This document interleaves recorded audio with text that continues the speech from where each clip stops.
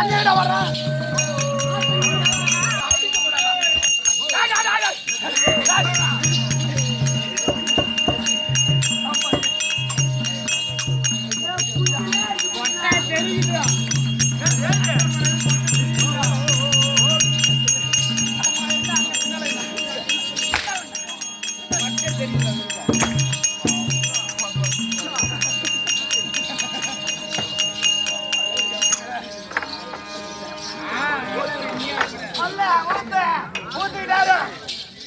பயிறு தலை சோங்குதுன்னா புண்ணியப்படாது. நல்லா இருக்கேன்.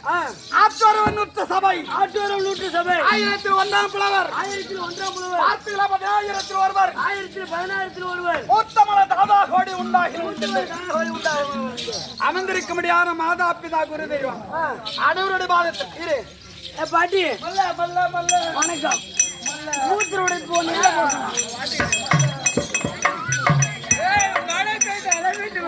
நடக்க முடியல சொன்னா அண்ணன் கூட எடுத்து வச்சிருப்பா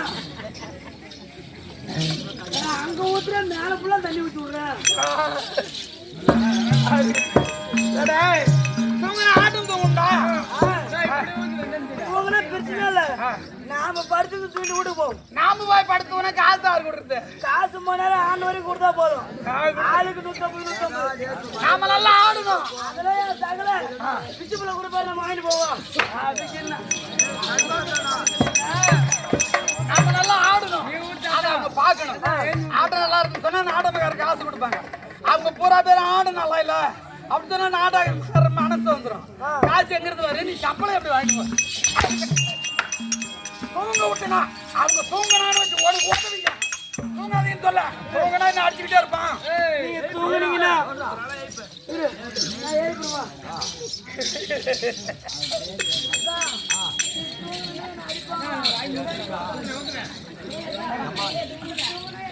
வருஷம் இரவும் பகலும் தூங்காததான வருத்தம்.